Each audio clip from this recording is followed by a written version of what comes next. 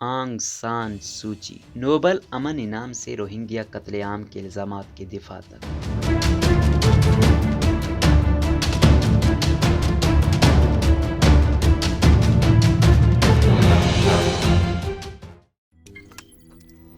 روزنامہ قدرت کی ویڈیو دیکھنے کے لیے ابھی یوٹیوب چینل پر سبسکرائب کریں اور بیل آئیکن پر بھی کلک کریں۔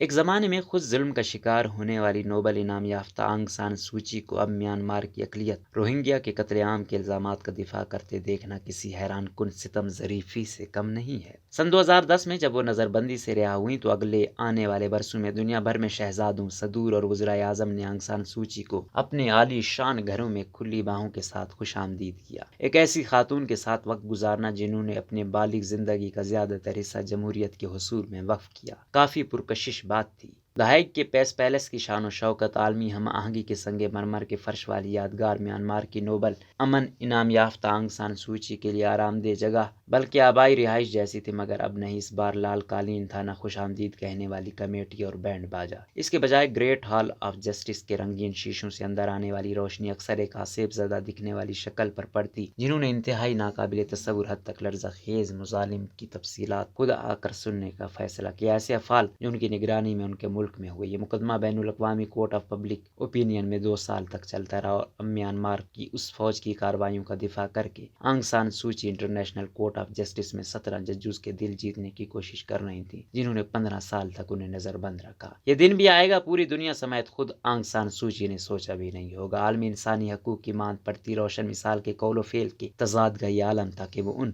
7,40,000 روہنگیا مسلمان پناہ گزینوں کی دل دہلا دینے والی گواہیوں کے خلاف دلائل دے رہی تھی جو ملک سے فرار ہونے پر مجبور ہو گئے تھے۔ مجھے خیال آیا کہ وہ اپنی غیر موجودگی میں نوبل انعام حاصل کرنے کے 28 سال بعد کورٹ میں واپس آئی تھیں۔ یہ تاریخ کا وہ عجیب پہلو تھا جس نے آنگ سان سوچی کے عالمی رتبے میں سست رفتار تبدیلی واضح کی۔ میں اس غیر معمولی ہفتے کے کچھ مناظر کئی عرصے تک یاد رکھوں گا۔ بنگلہ دیش میں دنیا کے سب سے بڑے پناہ گزینوں کے کیمپ کوکس بازار کی مایوس کن بے رخی کا سامنا کرنے والے روہنگیا سفر کر کے دہائے گئے تھے اور عدالت کے مہمان تھے۔ ہر صبح پناہ گزین بھی سوچی جیسی چمکتی شاندار گاڑیوں میں آئے، انہیں بھی چند دنوں کے لیے ہی صحیح لیکن یہاں وہی آرام دہ زندگی میسر تھی جو ان کے لوگوں کو ختم کرنے کی کوشش کرنے کے الزامات بھگتنے والی اس ملک کے رہنما کو تھی۔ اپنی برادری کے ان 3 بے ریاست نمائندوں کے لیے انصاف کے ترازو کچھ گھنٹوں کے لیے برابر ہو گئے۔ پھر وہاں آنگ سان سوچی کا چہرہ نظر آیا۔ وہ شاید پہلی بار اتنی گہری تفصیل میں برما کی فوج کی جانب سے روہنگیا برادری کی نسل کشی کی داستان سن رہی تھی۔ آنگ سان سوچی کی آمد میں دلچسپی اتنی زیادہ تھی کہ غیر ملکی میڈیا کے لیے ایک اور کمرہ کھولنا پڑا۔ جب وکلا نے دا گیمبیا کے روہنگیا پناہ گزینوں جن میں حاملہ خواتین کو مار مار کر ہلاک کرنے، بڑے پیمانے پر ریپ اور بچوں کو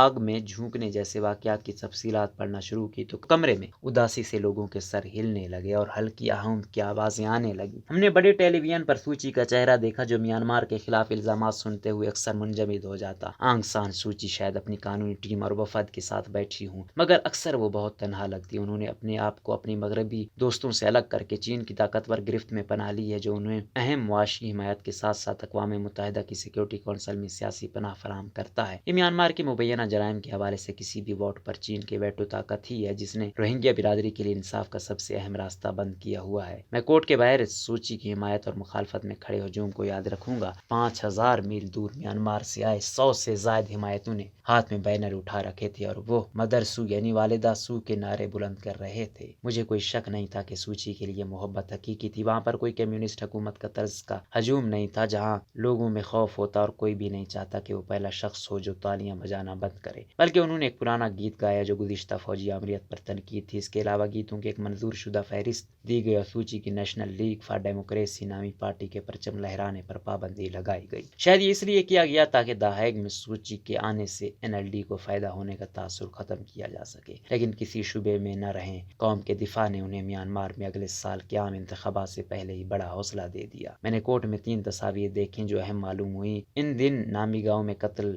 کیے گئے 10 روہنگیا مردوں کی قبر میں لی گئی تصویر کورٹ میں دکھائی گئی۔ یہ قتل عام روئٹرز کے نامہ نگار یاسو او اور بالون نے فاش کیا، انہیں پولیٹرز پرائز سے نوازا گیا، لیکن میانمار نے انہیں جیل میں 500 دن تک زیادہ کی سزا سنائی۔ آنگ سان سو چی کی قانونی ٹیم کے مطابق یہ تصویر بے معنی اور واہیات تھی۔ جب نوبل امن انعام یافتہ سو چی کی باری آئی تو انہوں نے رخائن ریاست میں ماؤنٹ ٹاؤن شپ میں ایک فٹ بال میچ کے دوران مسکراتے ہجوم کی تصویر لگائی، بدھ مت کے پیروکار اور مسلمان شانہ بشانہ۔ یہ ان دن کی تصویر کے سامنے ایک عجیب بچگانہ اور کمزور جواب تھا۔ تیسری تصویر رنگون سے ایک ساتھی نے بھیجی، مجھے یہ تب موصول ہوئی جب آنگ سان سو چی کورٹ میں آخری بار بیان دے رہی تھی۔ تصویر میں سڑک پر ایک ٹینک کھڑا تھا، میں ساکت رہ گیا۔ کیا یہ فوجی بغاوت تھی؟ کیا یہ طاقتور جرنیلوں کی طرف سے ملک کو دوبارہ چھیننے کی کوشش تھی؟ جبکہ جمہوری طور پر نامزدگی کی گئی رہنما دنیا کے سامنے اپنی فوج کا دفاع کر رہی تھی۔ بعد میں پتہ چلا کہ ٹینکوں کو ایک نئے بیس پر منتقل کیا جا رہا تھا، لیکن ابھی تک غیر مستحکم جمہوریت والے ملک میں ایک بار پھر دھڑکنیں تیز ضرور ہو گئی۔ آنگ سان سو چی کے یہاں آنے سے یہ تو پتہ چل گیا کہ یہ منظر ہمیشہ دیکھنے لائق ہوگی، اور مغرب کی وہ امیدیں دم توڑ گئیں کہ شاید سو چی خود کو ایسی فوج سے دور رکھیں جس پر وہ حکمرانی نہیں کرتی۔ روہنگیا کے لیے اپنے اخلاقی اختیار کو استعمال کرنے میں ناکام رہے ہونے پر 2 سال کی بین الاقوامی تنقید کے بعد اب وہ بدترین بدسلوکیوں کے قانونی دفاع کا مستقل چہرہ بن گئی ہیں۔ دی ہیگ کی سردیوں سے دور اور اب تک محفوظ رہنے والے جرنیلوں نے امن کی نوبل انعام یافتہ کو بہت سے لوگوں کی نظر میں ناقابل معافی مظالم کا دفاع کرنے کی کوشش کرتے ہوئے دیکھا ہے۔ انہیں اس سے بڑھ کر اور کیا چاہیے ہوگا؟ اس کے باوجود آج ان کو حراست میں لیا گیا۔